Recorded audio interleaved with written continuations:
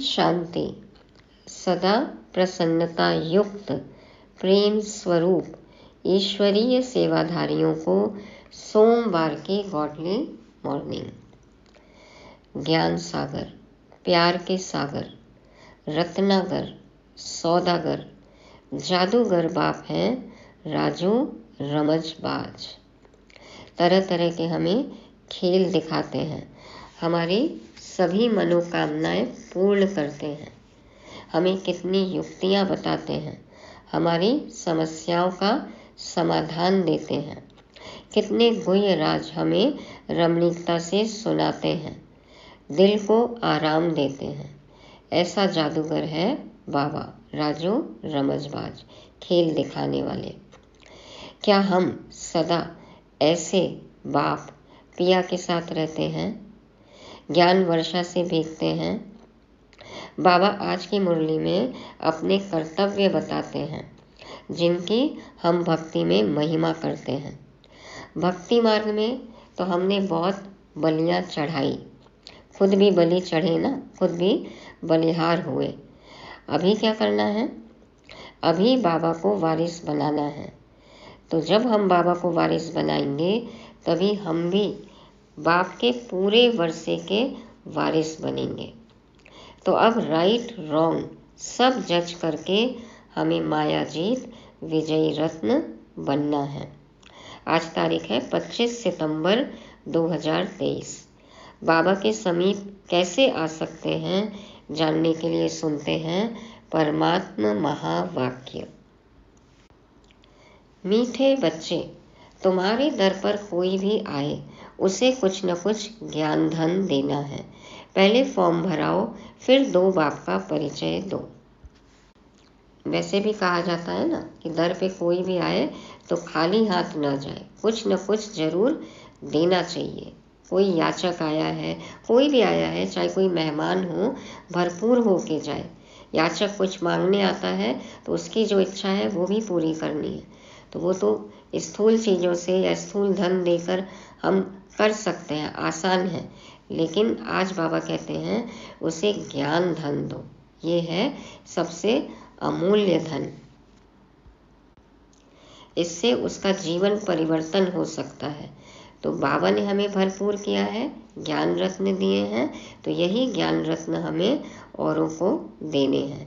बाबा कहते पहले उनसे फॉर्म भराओ। कोई आता है यदि जिज्ञासु तो उनसे पहले फॉर्म भरा के बाप का परिचय देना है और फिर ज्ञान की कुछ बातें बतानी है। प्रश्न है, जादूगर बाप की जादूगरी कौन सी है? क्या जादू करते हैं बाबा? उत्तर में कहते, जादूगर बाप की जादूगरी देखो। इतना ऊंचा बाप कहते हैं, मैं तुम्हारी सेवा में आया हूँ, मैं तुम्हारा बच्चा भी बन जाता हूँ। बाप भी, बच्चा भी, साजन भी, और चाहे तो सजनी भी बना लो। कोई भी संबंध में हम बाबा को याद कर सकते हैं। और क्या जादूगरी करते हैं बाबा?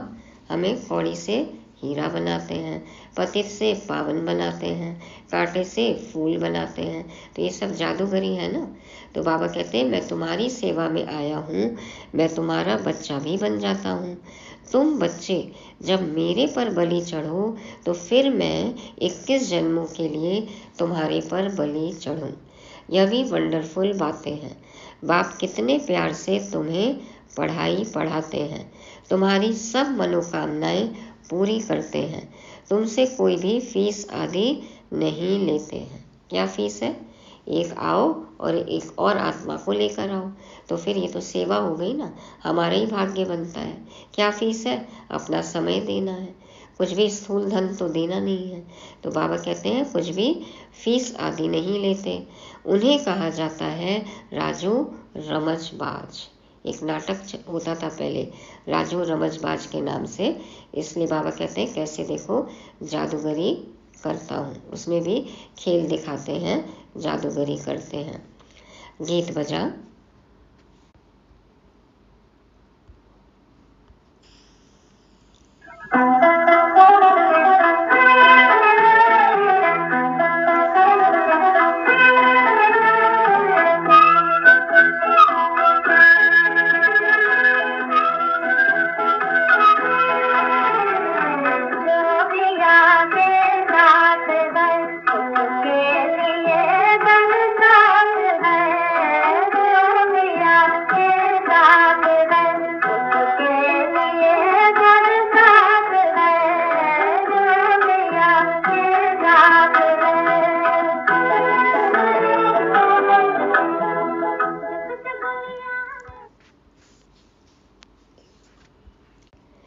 ओम शांति। पिया और वर्षा। जो पिया के साथ है उसके लिए बरसात है, जो ज्ञान सागर बाप के साथ है तो उनके लिए ज्ञान की बरसात है। किस प्रकार की? इसको ज्ञान वर्षा कहा जाता है। ज्ञान वर्षा कौन करते हैं? ज्ञान का सागर। अब यह गीत जिन्होंने गाया या बनाया वह तो कुछ नहीं जानते। तुम हो लकी ज्ञान सितारे। तुम ज्ञान सागर के बच्चे बने हो, इसलिए तुमको ज्ञान सितारे कहा जाता है। बाप से ज्ञान ले रहे हो। नॉलेज की हमेशा एम ऑब्जेक्ट होती है। कोई भी पढ़ाई पढ़ रहे हैं, कुछ सीख रहे हैं तो उसका लक्ष्य होता है ना। कुछ न कुछ प्राप्ति का रास्ता मिलता है और उस लक्ष्य तक पहुंच जाते हैं तो प्राप्तियां होती हैं। अब तुम बच्चे जानते हो बेहद के बाप द्वारा बेहद का वर्षा लेना है। वह है पारलौकिक बाप। तुम्हारे पास कभी कोई नए जिज्ञासु आते हैं तो फॉर्म भरने से डरते हैं, तो उनको समझाना चाहिए, क्योंकि फिर भी तुम्हारे पास आए हैं तो कुछ न कुछ विचारों को मिलना चाहिए। बहुत गरीब है, बुद्धि से गरीब है, चरित्र से कंगाल है। तुम्हारे पास तो अथॉरिटी है, ज्ञान अथॉरिटी है ना, सत्य ज्ञान की अथॉरिटी है। हाँ, नंबर वार कोई फुल पास होते हैं, कोई कम, लेकिन ज्ञान तो सबको पता है ना। यह तो नशा है। हमारे पास ज्ञान रत्न ढेर है। ज्ञान सागर कोई महल में तो नहीं रहते हैं, झोपड़ी में रहते हैं। झोपड़ी में रहना पसंद करते हैं। देखो इतने नए कंस्ट्रक्शन हुए, लेकिन ब्रह्मा बाबा उसी पुराने कमरे में, पुरानी झोपड़ी में ही रहते थे। बाबा कहते ये सब नया जो बना है बच्चों के लिए है, तो बाबा अंत तक उसी कमरे, उसी झोपड़ी में रहे। तो जब कोई कहे हम फॉर्म नहीं भरेंगे तो बोलो अच्छा अपना नाम तो लिखेंगे। हम बड़ी बहन जी को दिखाएं कि फलाना आया है, कुछ समझने के लिए तो आए हो। अच्छा अपना नाम लिखो। लौकिक फादर का भी नाम लिखना पड़े, फिर समझाना है। दो बाप तो हैं, एक है लौकिक बाप, दूसरा है पारलौकिक परमपिता परमात्मा। जब पिता कहते हो तो उनका नाम तो लिखो, परम पिता कहते हो तो वह सबका बाप है। हर एक को लौकिक और पारलौकिक बाप होते हैं। देखो कितनी युक्ति बता रहे हैं ना बाबा कि कैसे उनको दो पिता का परिचय देना है। भक्ति मार्ग में दोनों बाप है। सत्युग त्रेता में लौकिक फादर तो है, पारलौकिक का नाम भी नहीं लेंगे। यह बातें तुम बच्चों को समझकर फिर समझाना है। कितनी सहज बातें समझाई जाती हैं। जिसको गॉड फादर कहा जाता है वह है परलोक में रहने वाला। बुद्धि में आता है बरोबर सत्युग त्रेता में पारलौकिक बाप को याद नहीं करते, यहाँ तो सब याद करते हैं। तो समझाना है लौकिक फादर का नाम लिखा, अब पारलौकिक फादर का नाम लिखो। सब जीव की आत्माएं उस पारलौकिक परम पिता को याद करती हैं, भगवान को याद करती हैं किसी न किसी रूप में। वह एक ही है। जैसे आत्मा निराकार है वैसे वह भी निराकार है। उनका तो कोई सूक्ष्म व स्थूल शरीर नहीं है, उनको सर्वव्यापी तो कह नहीं सकते। लौकिक बाप को कभी सर्वव्यापी नहीं कह सकते हैं। क्या सर्वव्यापी कहने से वर्षा मिल सकता है? यदि वो सब जगह है तो क्या मिलेगा? अभी भी यदि कहते हैं सर्वव्यापी है, मानते हैं, तो क्या प्राप्ति है? तो जैसे लौकिक को सब जगह कहेंगे तो उनसे कुछ नहीं मिलता, वैसे ही पारलौकिक बाप को सर्वव्यापी क्यों कहते हो? उनसे भी कुछ नहीं मिलेगा। फिर पारलौकिक बाप को सब इतना याद करते हैं तो जरूर उनसे भी वर्षा मिलना चाहिए। रचना को रचता से वर्षा तो चाहिए ना। ऐसे नई नई बातें समझाने से झट समझ जाएंगे। ट्राई करो, बाबा कह रहे हैं। तुम अनुभव से बतलाते हो, उस बाप से वर्षा पाने की युक्ति बताई जाती है। वह बाप है स्वर्ग का रचयिता। तुम जानते हो भारत जीवन मुक्त था, अब जीवन बंद है। दुख से लिबरेट करने वाला बाप ही है। पहले जीवन में सबकी मुक्त अवस्था थी, बंधन से मुक्त थे, और अभी देखो कितने बंधन हैं, और इस दुख से छुड़ाने वाला बाप ही है। तो सबको बताना है कि बाप से वर्षा कैसे मिलेगा। जब उनको हम बिंदु रूप में स्थित होकर बिंदु रूप में परमात्मा को परम धाम में याद करते हैं, तब वर्षा मिलता है। इधर उधर सब जगह कह दिया सर्वव्यापी है तो कुछ भी प्राप्ति नहीं होती है। दुखी दुख है ना, देखो इसलिए। यह त्रिमूर्ति सहित लक्ष्मी नारायण का चित्र बहुत अच्छा है, हर एक के पास होना चाहिए। इस पर समझाओ कि बरोबर यह लक्ष्मी नारायण भारत के आदि सनातन देवी देवता थे, सतयुग के मालिक थे।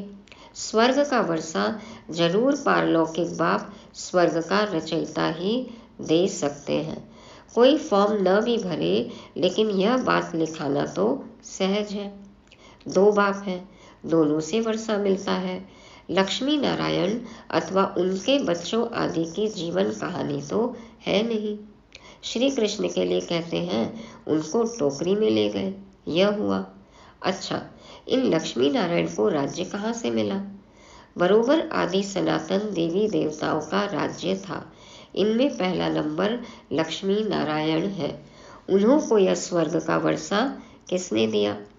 यह प्रजापिता ब्रह्मा भी बैठा है। यह वर्षा लक्ष्मी नारायण सामने खड़े हैं। फिर झाड़ पर ले आओ, यहाँ तपस्या कर रहे हैं राजयोग की, इनसे यह लक्ष्मी नारायण बनते हैं। यह समझाना कितना सहज है। हो रहा है सबका 7 डेज कोर्स रिवाइज। तो लक्ष्मी नारायण के भक्तों को समझाना बहुत सहज है। अब अंदर कोई आते हैं तो कुछ न कुछ शिक्षा जरूर देनी पड़े। सेंटर पे आते हैं, प्रदर्शनी में आते हैं, तो समझाना है। तुम्हारे द्वारा इन वेश्याओं, भीलनियों आदि का भी उद्धार होना है, परंतु तुम्हारे में अभी वह ताकत नहीं है, क्योंकि खुद ही अपवित्र होते रहते हैं ना। सदा पवित्र रहे तो सबका उद्धार कर सके। तो बाबा ने समझाया है, तुम अपने पति को भी भू भू करती रहो। भू भू करना है, भौभो नहीं करना। और सबसे अच्छा है कि जो भी समझाना है, पति को कहना है, वो खाने में मिला के दे दो। वो सबसे अच्छा तरीका है। आजकल पत्नियों की भू भू भी कोई नहीं सुनना चाहता, भौभो तो बहुत दूर की बात है। तो विचार करो, खाना बनाओ, खाने में वाइब्रेशन जाएगा, वो खाना बाबा को भोग लगा के खिला दो, बात पहुंच जाएगी। बाकी काम बाबा का है। तो स्त्री अपने पति से भी पूछ सकती है, तुम अपने लौकिक बाप का नाम बताओ। अच्छा, पारलौकिक बाप का नाम बताओ, जिसको तुम घड़ी घड़ी जन्म बाई जन्म याद करते हो।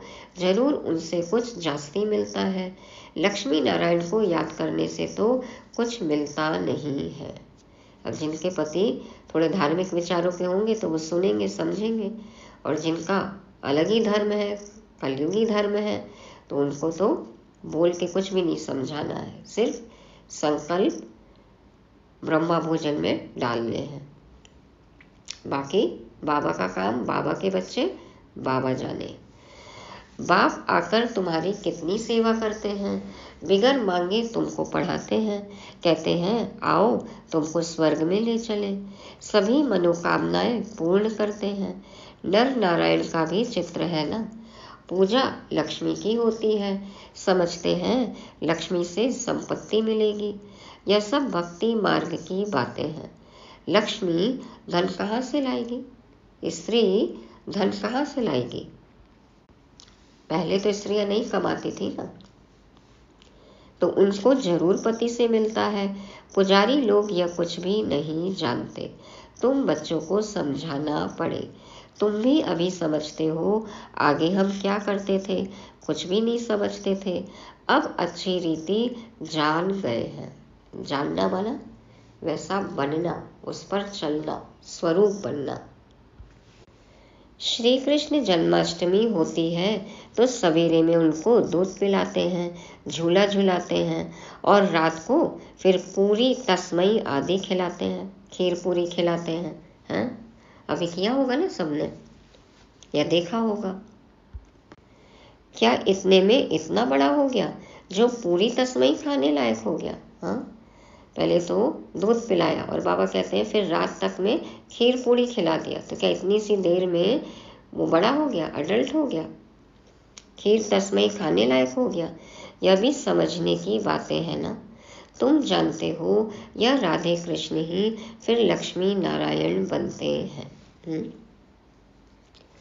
देखो, सर्वगुण संपन्न 16 कला संपूर्ण देवी देवता। तो बचपन में श्री कृष्ण और संपूर्ण स्वरूप बाबा कहते हैं श्री नारायण। तो राधे कृष्ण श्री लक्ष्मी नारायण। शिव बाबा इन्हों को यह पद दिलाते हैं। शिव को कभी पूरी तस्मई आदि नहीं खिलाते। बाबा को तो कभी हमने खीर पूड़ी नहीं खिलाई, शिवलिंग पे नहीं चढ़ाते ना। ब्रह्मा भोजन जब बनता है तब तो भोग लगाते हैं, लेकिन शिव को कभी पूरी तस्मई आदि नहीं खिलाते, उन पर सिर्फ दूध चढ़ाते हैं। अब शिव बाबा तो है निराकार, जिसका कोई नाम रूप नहीं, उन पर दूध आदि चढ़ाने का मतलब क्या है? देखा है ना कैसे नालियों में दूध बहता है। तो बाबा कहते हैं उनको कुछ खिलाते नहीं हैं, निराकार है ना। श्री कृष्ण को रोटी आदि खाने के लिए मुख है, शिव पर कुछ नहीं चढ़ाते। शंकर पर चढ़ाते हैं, शिव पर नहीं। शंकर का तो फिर भी आकार रूप है ना, दोनों एक तो हो नहीं सकते। शंकर के आगे भी शिवलिंग दिखाते हैं तो अलग हो गए ना दोनों। अब बाबा कितनी नॉलेज देते हैं, कितनी गुप्त बातें हैं। तो ये गुप्त बातें समझनी है, फिर समझानी है। तुम गोपिकाएं शिव बाबा की हो। शिव को फिर बालक भी कहते हैं। सारी गोपिकाएं बन गई शिव की। फिर शिव को बालक भी कहते हैं। यह भी शिव बाबा पूछते हैं, तुमने शिव को बालक क्यों बनाया है? वर्षा बालक को दिया जाता है। पहले जब तुम बलि चढ़ो तभी शिव बाबा बलि चढ़े। तो बच्चे के लिए खाना बनाते हैं, बच्चे के लिए शॉपिंग करते हैं। माताओं, बाबा को बच्चा बनाया है। तो पहले जब तुम बलि चढ़ो तभी शिव बाबा बलि चढ़े। यह भी है, बाप बच्चों पर बलि चढ़ते हैं, परंतु कहते हैं पहले तुमको बलि चढ़ना है तब मैं चढ़ूं। बाबा हर चीज़ कहते हैं पहले तुम करो फिर मैं करूँगा तो फिर तो भरपूर ही कर दूंगा। बलि चढ़ना अर्थात उनको अपना बच्चा बनाना, उनकी पालना करना। तो जैसे अपने लौकिक बच्चों की पालना करते हैं ना, वैसे ही बाबा की भी करनी है। यही बच्चा काम आएगा। बाबा बोले ना एक मुरली में कि तुम्हारे ये बच्चे तो देखना क्या गुल खिलाते हैं, और मैं तो तुम्हें गुलगुल बनाता हूँ। मैं ही सहारा बनूंगा तुम्हारे बुढ़ापे का, या कभी भी है कोई भी ज़रूरत है तो बाबा ही काम आएंगे। अब ये तो पता नहीं कि बुढ़ापे तक कोई पहुँचे ना पहुँचे, लेकिन बाबा कहते हैं हर समय मैं ही काम आऊँगा। कितनी वंडरफुल बातें हैं। माताएं हैं ना, पुरुष भी शिव बालक को अपना वारिस बनाते हैं। शिव बाबा को जादूगर कहते हैं ना, लक्ष्मी नारायण जादूगर नहीं है। यह बड़ी गुप्त बातें हैं, विरला कोई समझ सकते हैं, अपरोक्ष भी बतलाते हैं। बाबा कह रहे हैं कोई कोई ही समझ सकता है, और बाबा हमें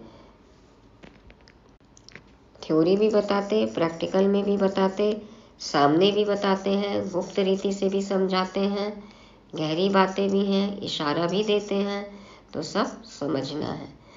तुम बच्चे अनुभवी हो, बाबा ने साक्षात्कार किया, मम्मा ने कोई साक्षात्कार नहीं किया, फिर भी मम्मा सबसे तीखी गई। सबको तो साक्षात्कार नहीं होगा, ऐसे तो बहुतों को साक्षात्कार हुए, आज है नहीं। साक्षात्कार से कोई कनेक्शन नहीं है। बाबा सम्मुख है ना, उनसे कनेक्शन रखना है, सामने देखना है, सामने अनुभव करना है। तो जो मज़ा तुझ में है वो तेरी तस्वीर में नहीं। साक्षात्कार में क्या मज़ा है? तो सम्मुख मिलन मनाना है। साक्षात्कार से कोई कनेक्शन नहीं है, यह तो है धारण करने और कराने की मीठी बातें।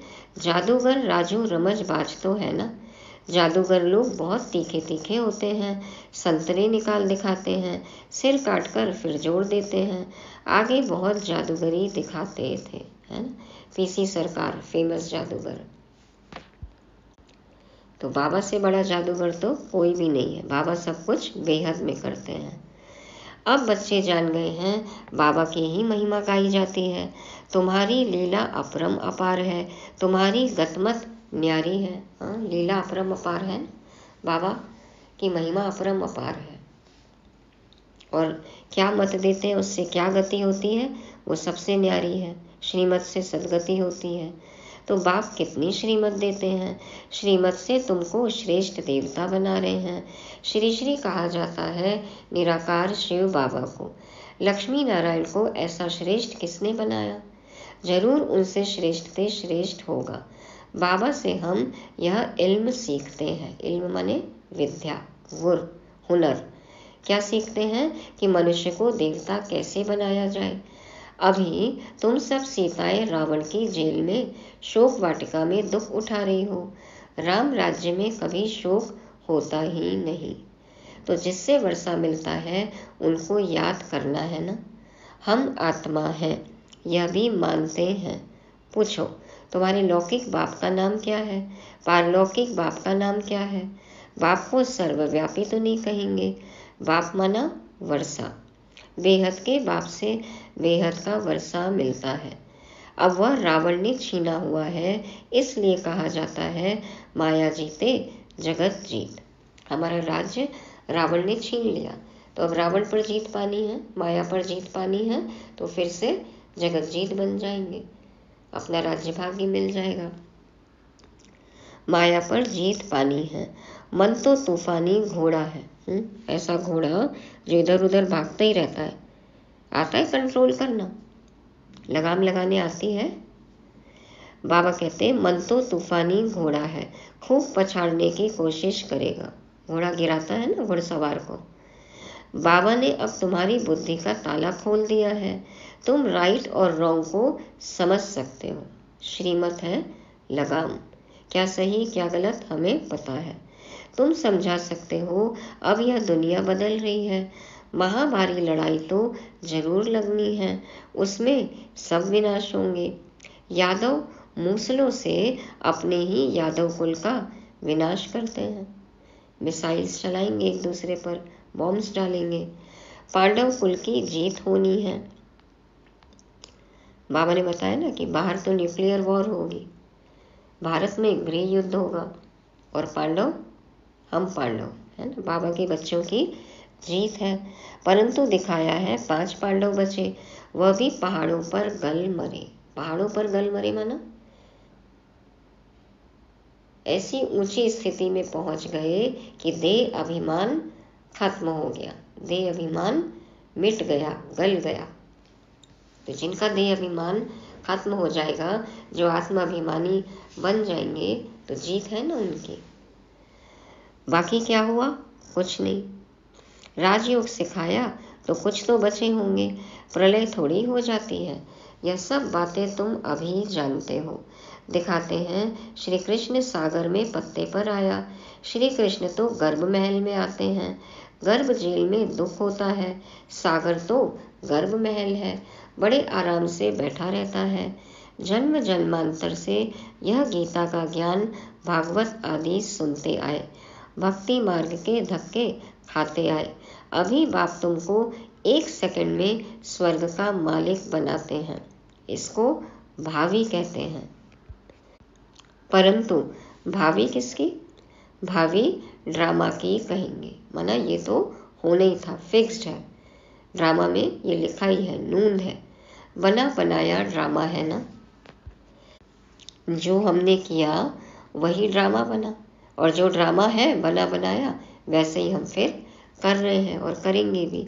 तो मनुष्य तो सिर्फ भावी कहते रहते हैं, समझते कुछ भी नहीं है। कैसे है ये भावी, कैसे ये हो नहीं है, जो लिखा है वो हो नहीं है कहते हैं ना, लेकिन समझते नहीं कि कैसे होता है, क्या लिखा, किसने लिखा। हाँ, हमारे कर्म ही तो ड्रामा बनते हैं ना।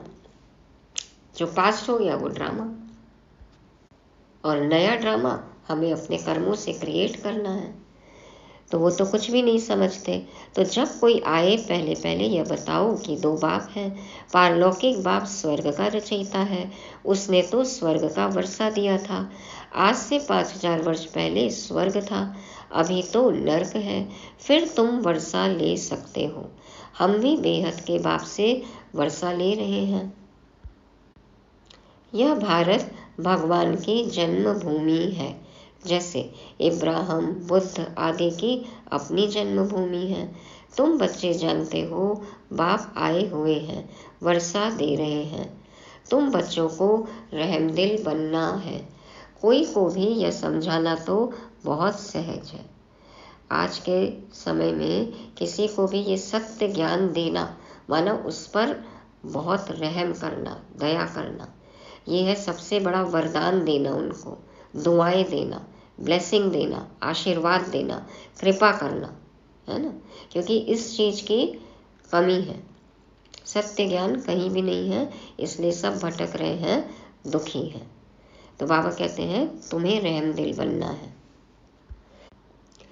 कोई को भी यह समझाना तो बहुत सहज है। पारलौकिक बाप की पहचान देनी है। पारलौकिक फादर एक ही बार आते हैं, उनकी याद से हम स्वर्ग का वर्षा ले रहे हैं। बहुत सहज है। ऐसी ऐसी बातें अच्छी रीति धारण करो और समझाओ, दान करो। ये सबसे बड़ा गिफ्ट है, सबसे बड़ा दान है, सबसे बड़ा पुण्य कर्म है। तो पारलौकिक बाप स्वर्ग की राजाई देते हैं, लक्ष्मी नारायण को दी है ना। इस सूर्यवंशी लक्ष्मी नारायण का बाप कौन है, हम आपको बताते हैं। स्वर्ग की स्थापना करने वाला फादर अब उनको स्वर्ग की राजाई दे रहे हैं। बाकी आशीर्वाद क्या करेंगे, और क्या आशीर्वाद चाहिए।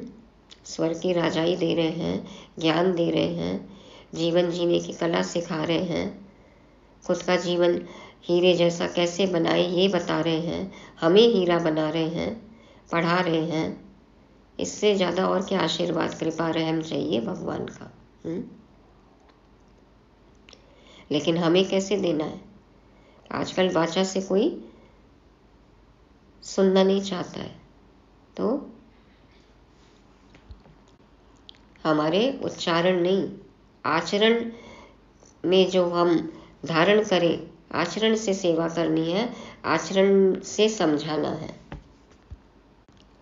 पर उपदेश कुशल बहु तेरे, ये कहावत हमारे पे नहीं लगनी चाहिए कि ज्ञान तो बहुत बांटते हैं लेकिन धारणा नहीं है, खुद तो ऐसे नहीं है। तो अपने संकल्प से सेवा करनी है, सबको वाइब्रेशन देना है, बाबा से कनेक्टेड होके योग की किरणें लेनी है और वाइब्रेशन पूरे संसार में आत्माओं को, प्रकृति को, सबको देना है, फैलाना है। अपने संकल्प, बोल और कर्म से बाप की प्रत्यक्षता करनी है। अच्छा, मीठे मीठे सिके लदे लकी ज्ञान से तारों प्रति माता पिता बाप दादा का नंबरवार पुरुषार्थ अनुसार याद, प्यार और गुड मॉर्निंग। रूहानी बाप की रूहानी बच्चों को नमस्ते। हम रूहानी बच्चों की रूहानी बाप दादा को याद, प्यार, गुड मॉर्निंग और नमस्ते। शुक्रिया बाबा, शुक्रिया। धारणा के लिए मुख्य सार, पहला पॉइंट, राइट और रॉन्ग को समझ बुद्धि बल से मन रूपी तूफानी घोड़े को वश करके माया जीत जगत जीत बनना है, हार नहीं खानी है। दूसरा, शिव को बालक बनाकर उनकी पालना करनी है, अर्थात पहले उन्हें अपना वारिस बनाना है, उन पर पूरा बलि चढ़ना है। वरदान है, उमंग उत्साह द्वारा विघ्नों को समाप्त करने वाले बाप समान समीप रत्न भव। उमंग उत्साह द्वारा विघ्नों को समाप्त करने वाले बाप समान समीप रत्न भव। बाप दादा समझाते हैं, बच्चों के दिल में जो उमंग उत्साह है कि मैं बाप समान समीप रत्न बन सपूत बच्चे का सबूत दूं, यह उमंग उत्साह उड़ती कला का आधार है। हम चाहते हैं ना सपूत बनना, बाप समान बनना, तो बाबा कहते हैं ये उमंग उत्साह उड़ती कला का आधार है। यह उमंग कई प्रकार के आने वाले विघ्नों को समाप्त कर संपन्न बनने में सहयोग देता है। यह उमंग उत्साह का शुद्ध और दृढ़ संकल्प विजयी बनाने में विशेष शक्तिशाली शस्त्र बन जाता है। इसलिए दिल में सदा उमंग उत्साह को व इस उड़ती कला के साधन को कायम रखना। बाबा कहते हैं ना, उमंग उत्साह ये 2 पंख हैं, इससे सदा उड़ते रहो। ज्ञान योग 2 पंख हैं, तो इनके सहारे उड़ते रहना है। और उड़ते रहेंगे तो कोई भी विघ्न पास नहीं आएंगे, हम निर्विघ्न अनुभव करेंगे, विजयी अनुभव करेंगे। कहा जाता है ना, हौसलों से उड़ान भरी जाती है। तो हौसला हो, उमंग उत्साह हो, उड़ो और उड़ाओ। स्लोगन है, जैसे तपस्वी सदा आसन पर बैठते हैं, ऐसे आप एक रस अवस्था के आसन पर विराजमान रहो। जैसे तपस्वी सदा आसन पर बैठते हैं, ऐसे आप एक रस अवस्था के आसन पर विराजमान रहो। तो एक बाप से ही सारे रसों का अनुभव करेंगे तो अवस्था एक रस होगी। तो सदा इसी आसन पर विराजमान रहना है, एक से एक में और एक के लिए। तो ये थी आज की अव्यक्त नहीं साकार वाणी। ये सुनी हमने सोमवार की मुरली, जिसको रिवाइज करने के लिए पॉइंट्स हैं। पहला, ज्ञान धन दान। बाबा हम पर ज्ञान रत्न लुटा रहे हैं, हम भरपूर हैं, तो बाबा कहते हैं अब ज्ञान धन का दान करो। दूसरा, बाबा राजू रमजबाज हैं। हाँ, कितने बड़े जादूगर हैं, हमें युक्तियाँ बताते हैं। तीसरा, राइट रॉन्ग की समझ। तो ये श्रीमत से हमें मिलती है राइट रॉन्ग की समझ, क्या सही क्या गलत, उसी अनुसार सारे कर्म करने हैं। चौथा, बाप समान बनना है। हाँ, समीप रत्न सपूत बनना है। और पांचवा, एक रस अवस्था हो, एक बाप से ही सारे रसों का अनुभव करना है। ओम शांति।